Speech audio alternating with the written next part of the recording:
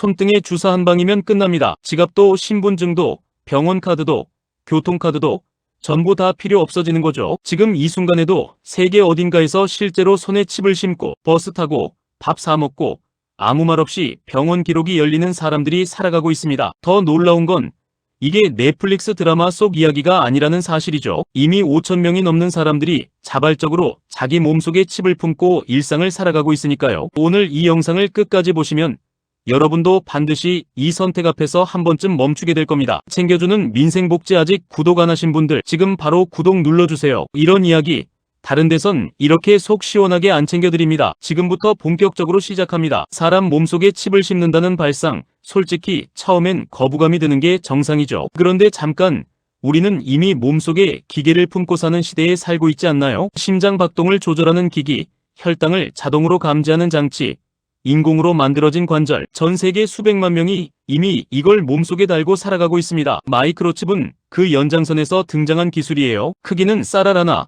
무게는 종이 한 장 수준입니다. 그런데 이 작은 것 하나가 해낼 수 있는 일의 범위가 상상 이상입니다. 스웨덴 이야기부터 해드릴게요. 유럽 북쪽 끝에 자리한 이 나라에서 이미 이 기술은 현실이 됐습니다. 5,000명이 넘는 시민들이 자기 손가락 사이에 칩을 심고 있고 기차역에서 그 손을 갖다 대면 승차권이 끊기는 시스템이 실제로 운영 중이죠. 엄지와 검지 사이 그 좁은 공간에 칩 하나가 들어가면 문이 열리고 결제가 되고 스마트폰 잠금이 풀립니다. 지갑이 없어도 카드가 없어도 그냥 손만 있으면 되는 거죠. 미국도 이미 움직였습니다. FDA가 승인한 VERICHIP은 주사기로 피부 바로 아래에 삽입하는 방식이고요. 시술 시간은 20분이면 충분합니다. 칩 자체에 개인정보가 직접 저장되는 방식이 아닙니다. 그 대신 고유한 식별 코드 하나가 새겨지고 병원에서 스캔하는 순간 그 코드가 외부 데이터베이스를 열어 의료 기록 전체가 확인되는 구조죠. 이게 단순한 기술 실험이 아니라는 걸 보여주는 실제 사례가 있습니다. 2006년 미국 뉴저지의 한 경찰관이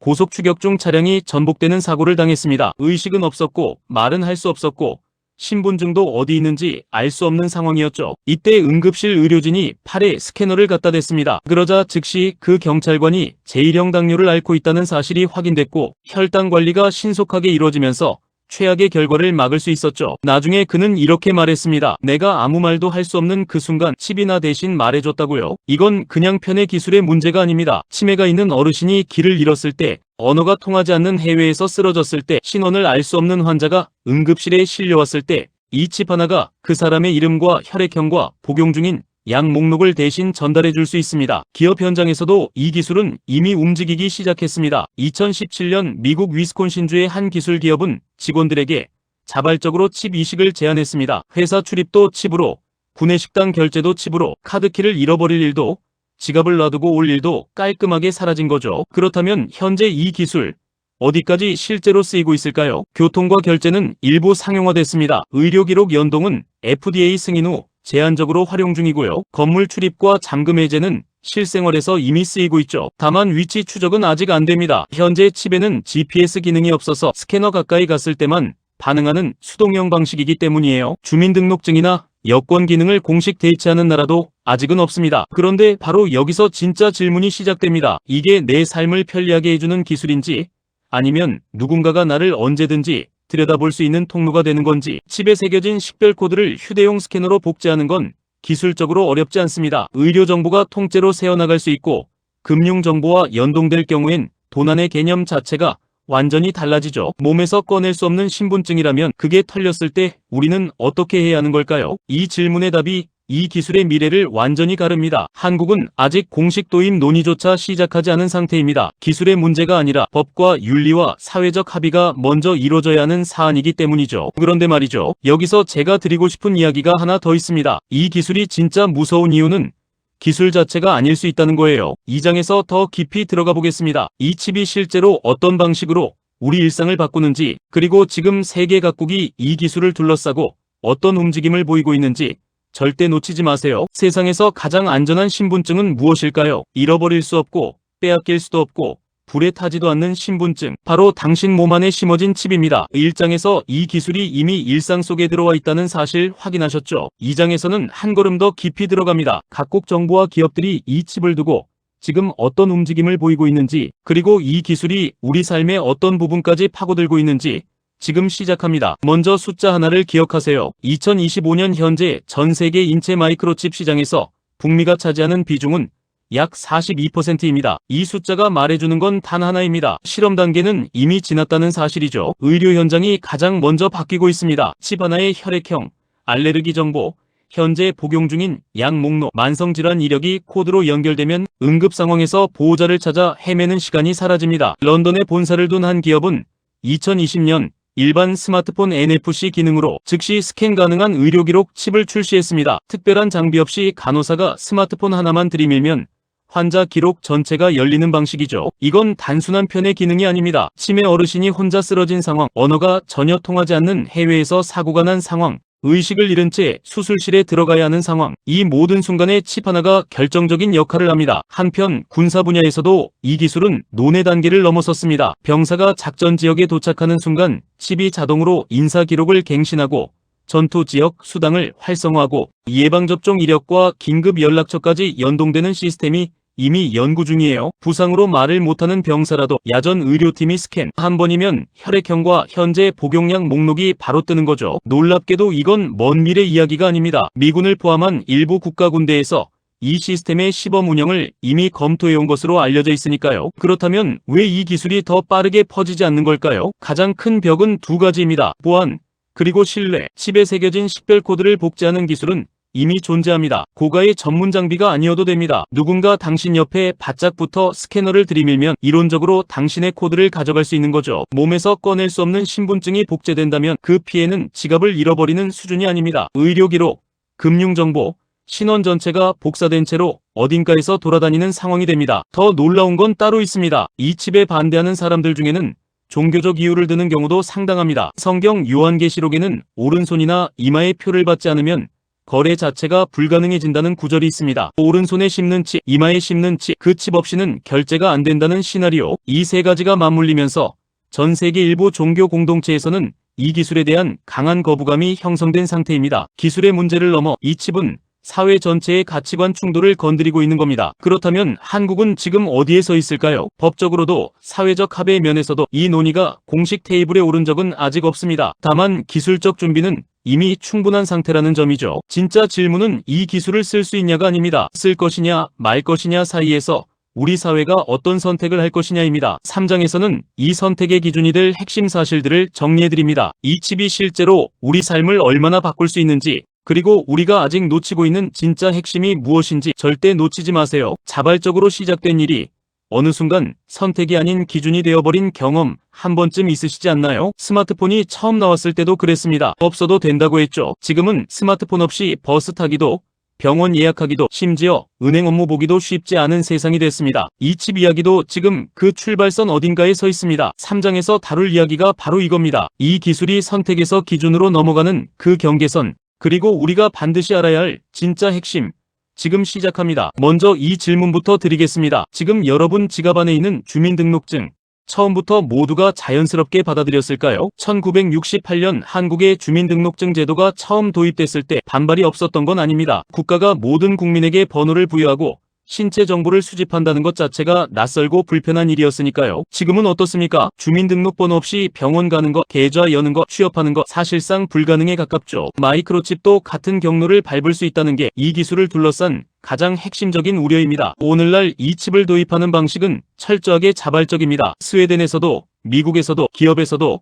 본인이 원해야만 심을 수 있습니다. 문제는 자발성이 언제까지 유지되느냐입니다. 예를 들어 어떤 회사가 칩을 심은 직원에게만 내부 시스템 접근을 허용한다면 어떨까요? 어떤 병원이 칩 보유자에게 더 빠른 응급처치를 제공한다면요. 어떤 나라가 칩 없이는 국경을 통과할 수 없도록 한다면 그때도 여전히 선택이라고 부를 수 있을까요? 이건 가상의 시나리오가 아닙니다. 이미 일부 직장에서 칩 이식 여부가 채용에 영향을 미쳤다는 보고가 해외에서 나오고 있는 상황이죠. 한편 이 기술이 가장 절실한 사람들 이야기도 해야 합니다. 치매를 앓고 있는 어르신이 집 밖을 혼자 나섰다가 길을 잃는 사례, 우리나라에서만 한 해 수천 건이 넘습니다. 손목 밴드도 GPS 기기도 벗겨지면 그만입니다. 그런데 몸속에 심어진 칩이라면 이야기가 달라집니다. 스캐너를 가진 누구든 그 어르신이 누구인지, 어느 병원을 다니는지, 보호자 연락처가 어디인지를 즉시 확인할 수 있으니까요. 장애가 있어 스스로 의사를 전달하기 어려운 분들, 혼자 사는 독거 어르신들, 복잡한 병력을 가진 만성질환자들, 이분들에게 이 칩은 번거로운 기술이 아니라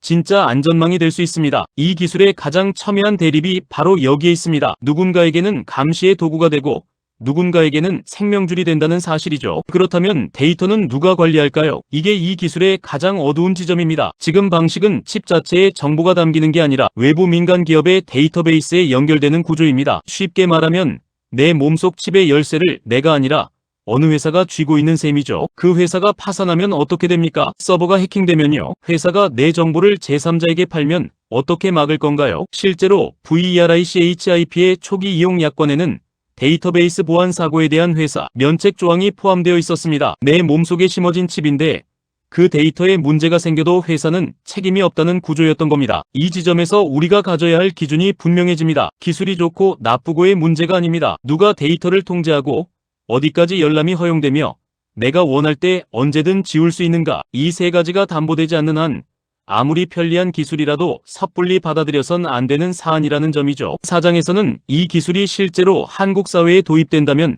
어떤 모습이 될지, 그리고 우리가 지금 당장 준비해야 할 것들이 무엇인지를 다뤄보겠습니다. 아직 남은 이야기가 더 있습니다. 절대 창 닫지 마세요. 새로운 기술이 등장할 때마다 우리 사회는 늘 두 가지로 나뉘었습니다. 빠르게 받아들이는 쪽, 그리고 끝까지 버티는 쪽. 그런데 흥미로운 건 결국 그 기술이 법과 제도 안으로 들어오는 순간부터 모두에게 영향을 미쳤다는 사실이죠. 인터넷 실명제도, 전자주민증도, 건강보험 빅데이터도 처음엔 낯설었지만 지금은 우리 삶 깊숙이 들어와 있습니다. 마이크로칩도 같은 길을 걸을 수 있습니다. 사장에서는 이 기술이 한국에 실제로 들어온다면 어떤 모습이 될지, 그리고 우리가 지금 무엇을 따져봐야 하는지 본격적으로 짚어드리겠습니다. 먼저 현실적인 그림부터 그려보겠습니다. 한국은 세계에서 손꼽히는 정보기술 인프라를 갖춘 나라입니다. 전국민 건강보험 데이터, 주민등록 전산망, 금융, 실명제, 전자의무기록 시스템, 이 모든 게 이미 연결되어 있죠. 여기에 마이크로칩 하나가 더해진다면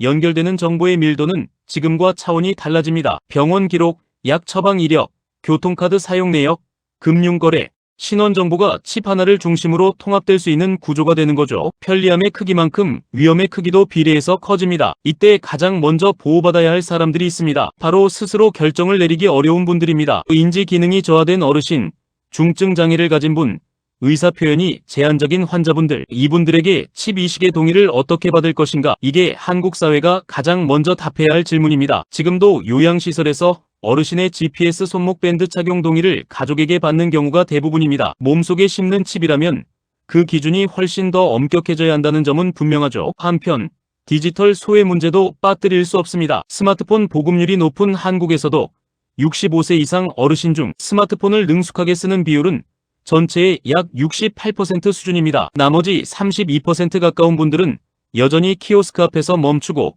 앱 설치 앞에서 포기하는 현실을 살고 있습니다. 칩 이식 기술도 처음엔 기술에 익숙한 젊은 세대 중심으로 퍼질 가능성이 높습니다. 문제는 그 기술이 어느 순간 행정 서비스나 의료 접근의 기본 조건이 되어버릴 때입니다. 그때 칩이 없는 사람은 또 다른 방식으로 뒤처지는 구조가 만들어질 수 있습니다. 새로운 기술이 새로운 차별의 선을 만드는 일, 우리가 이미 몇 번 목격해온 일이죠. 그렇다면 법은 어디까지 와 있을까요? 현재 한국에는 인체 내 전자장치 이식에 관한 별도의 법률이 없습니다. 의료기기법, 개인정보보호법, 생명윤리법이 부분적으로 관련되지만 마이크로칩 이식을 직접 규율하는 조항은 존재하지 않는 상태입니다. 이건 단순히 법이 없다는 문제가 아닙니다. 법이 없다는 건 기업이 먼저 치고 나와도 막을 수단이 마땅치 않다는 뜻이기도 합니다. 해외에서는 이미 움직임이 시작됐습니다. 미국의 여러 주에서는 고용주가 직원에게 칩 이식을 강요하는 행위를 명시적으로 금지하는 법안을 통과시켰습니다. 캘리포니아, 노스다코타,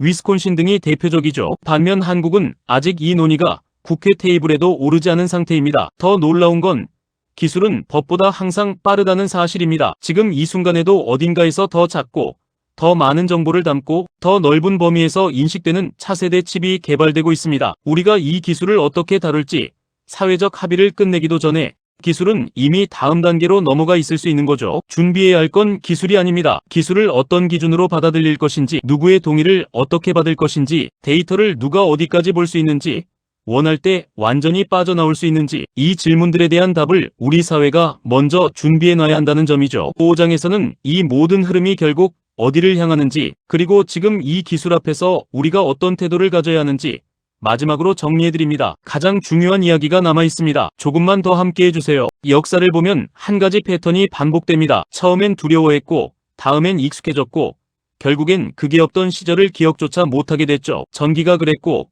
백신이 그랬고, 인터넷이 그랬습니다. 지금 우리가 마이크로칩 앞에서 느끼는 이 낯선 감각, 어쩌면 그 패턴의 맨 첫 줄에 서 있는 건지도 모릅니다. 5장은 마지막입니다. 이 기술이 결국 어디를 향하는지, 그리고 우리가 지금 어떤 태도를 가져야 하는지 지금 바로 시작하겠습니다. 전문가들은 지금으로부터 10년에서 15년 안에 마이크로칩 이식이 일부 국가에서 선택적 공공서비스로 제공될 가능성이 높다고 봅니다. 자발적 이식이 전제지만 그 범위는 지금보다 훨씬 넓어질 수 있다는 이야기죠. 실제로 기술 방향은 이미 정해진 쪽으로 흐르고 있습니다. 현재 수동형 RFID 방식에서 배터리 내장형 능동칩으로 단순 식별 기능에서 실시간 건강 수치 감지 기능으로 그 진화가 빠르게 진행 중이에요. 혈압, 혈당, 체온, 심박수를 실시간으로 감지하고 병원 서버에 자동 전송하는 칩이 임상 단계에 들어간 사례도 이미 있습니다. 쓰러지기 전에 먼저 알림이 가는 구조, 이게 현실이 되는 날이 생각보다 멀지 않을 수 있습니다. 그렇다면 이 흐름 앞에서 우리는 어떻게 해야 할까요? 한 가지 분명히 말씀드리고 싶은 게 있습니다. 이 기술 자체가 선하거나 악한 게 아니라는 점이에요. 칼이 요리사의 손에 있을 때와 전혀 다른 손에 있을 때 쓰임이 달라지듯 마이크로칩도 누가 어떤 규칙으로 어떤 목적으로 운용하느냐에 따라 완전히 다른 결과를 만들어냅니다. 취약한 어르신의 응급 상황을 막아주는 안전망이 될 수도 있고, 반면 개인의 일거수일투족을 추적하는 수단이 될 수도 있죠. 그래서 지금 우리에게 필요한 건 찬성이나 반대가 아닙니다. 관심입니다. 이 기술이 어떤 방향으로 법제화되는지, 데이터를 어디서 누가 관리하는지, 사회적 약자에 대한 보호장치가 먼저 마련되는지, 이걸 지켜보고 목소리를 내는 시민이 많아질수록 이 기술이 우리 편으로 작동할 가능성이 높아집니다. 놀랍게도 스웨덴에서 칩 이식이 빠르게 자리 잡을 수 있었던 배경에는 강력한 개인정보 보호 문화가 먼저 있었습니다. 기술이 먼저가 아니라 신뢰할 수 있는 제도가 먼저였다는 사실이죠. 우리가 지금 준비해야 하는 것도 바로 그겁니다. 기술을 막는 것도 무조건 따라가는 것도 아니라 제대로 된 규칙을 먼저 만드는 일, 그 논의에 우리가 참여하는 일이죠. 오늘 1장부터 5장까지 긴 여정을 함께 해주셨습니다. 손안에 칩 하나가 지갑을 대신하고 병원 기록을 대신하고 어쩌면 신분증을 대신하는 세상, 그 세상이 오고 있다는 건 사실입니다. 문제는 그 세상이 어떤 모습이어야 하는지를 지금 우리가 결정할 수 있다는 점이죠. 마지막으로 이 영상을 여기까지 봐주신 모든 여러분의 건강과 행복을 진심으로 기원합니다. 댓글창에 하늘은 나에게 열려있다 라고 남겨주시면 제가 그 소중한 마음을 모아 좋은 기운을 가득 보내드리겠습니다. 여러분의 노후가 더 이상 춥거나 억울하지 않도록 항상 든든한 버팀목이 되어드리겠습니다. 오늘 영상이 정말 가슴에 와닿으셨다면 구독과 좋아요 꼭 눌러주세요. 여러분의 응원이 제가 더 깊이 고민하게 만드는 힘이 됩니다. 지금까지 챙겨주는 민생복지였습니다. 감사합니다.